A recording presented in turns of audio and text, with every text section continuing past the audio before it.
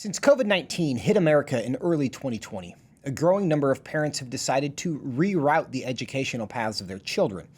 In the 2 years following the outbreak of COVID, more than 1.2 million students left America's public school system. Major U.S. cities in particular have seen notable declines in public school enrollment. Now, if you are a parent of a child in the public school system and are thinking about venturing outside for the first time, what options are available to you? With me here to talk about it is Ginny Gentles, the director of the Education Freedom Center at the Independent Women's Forum. Ginny served as a senior political appointee in the U.S. Department of Education under President George W. Bush. She also led the Florida Department of Education's Office of Independent Education and Parental Choice. Ginny, good to see you today. Hello, good to see you. Now, to start, I mentioned the 1.2 million children who have left the public school system since COVID began. Where did they all go? Well, unfortunately, there are too many children who are unaccounted for, and they just left the system and have disappeared. And these are generally the low-income kids, kids who were being very poorly served by the government system before COVID, and then were abandoned by the system. So there are quite a few students that we can account for that school districts just don't know where they went.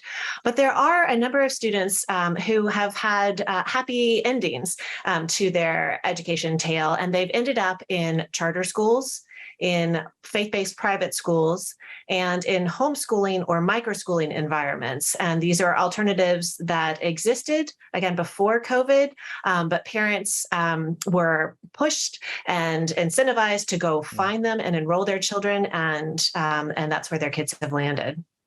For those parents who are finding other options, Is there one option that most parents are flocking to? Is it an even distribution between homeschool and private school and charter schools? What's the ratio?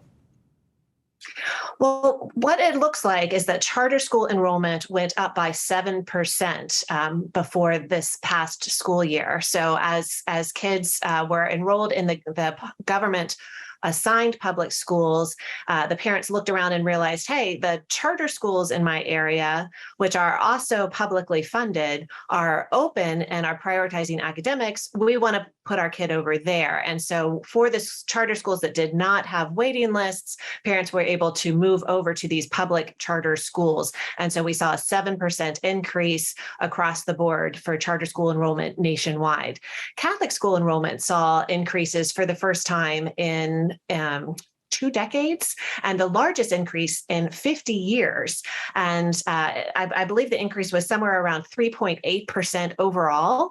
But you could look at some areas of the country and see much higher increases of Catholic school enrollment. And so charter school enrollment, very high increase, Catholic school enrollment, high as well. And then homeschooling went through the roof. The numbers doubled in the midst of the pandemic. Parents just said, never mind, I'm not doing this remote education anymore. And they went to homeschooling. And so that increased so that about 11% of households were homeschooling. So really, I can't tell you which one got the most. It seems like it is a pretty even spread across the different options. And we are in our next segment going to delve into the homeschool situation. But you mentioned there the growth in charter schools. And one of the obvious benefits of charter schools is that they are also publicly funded. It doesn't require a family to pay tuition. But we've also seen a growth and expansion of school choice programs. 2 years ago, West Virginia passed what was at that time the most comprehensive school choice bill in the country. Arizona this year has passed an even more comprehensive school choice bill. Ohio looks to be doing precisely what Arizona just did.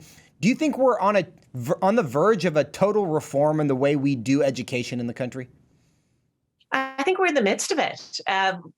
2021 really was the year of school choice, and we saw close to 20 states either expand or create new private school choice options. Before the pandemic, there were only 5 states with education savings accounts, and we can delve into what those are. And now there are 10. And as you mentioned, Arizona has a universal education savings account program. That's huge. The program went from serving a quarter of the state students to all of them. So over 1 million Arizona students are eligible for these education savings accounts. They can access funds and enroll in the education option that's the best fit for them. So we're in the midst of a remaking of the way that education is funded, and the shift is underway to fund students rather than systems, and to ensure that the funding flows with the student and follows the student to the best education option to meet their needs. We're speaking with Ginny Gentles. Ginny, where do you see the biggest growth happening in the next few years? We've talked about these range of options. There's charter, there's public, there's homeschooling. What's your projection about the future?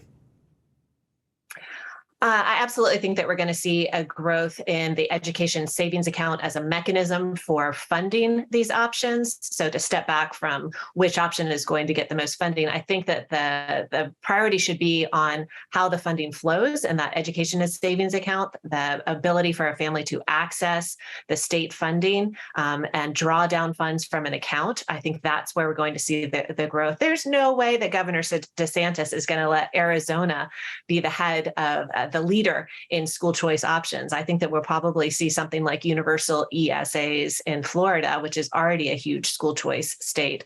But really, if we're drilling down a little and looking at the different school choice options, I think that there's going to be a significant increase in faith-based private schools, and we can keep an eye on that. I mentioned the Catholic schools, but let's acknowledge that 2/3 of the 30,000 private schools in the U.S. are faith-based, and those are schools that are going to prioritize academics. They're going to prioritize character, discipline, all the things that have been thrown out the window in the government education system. And you know that parents are flocking to those options now and just need those education savings accounts and other mechanisms to do that.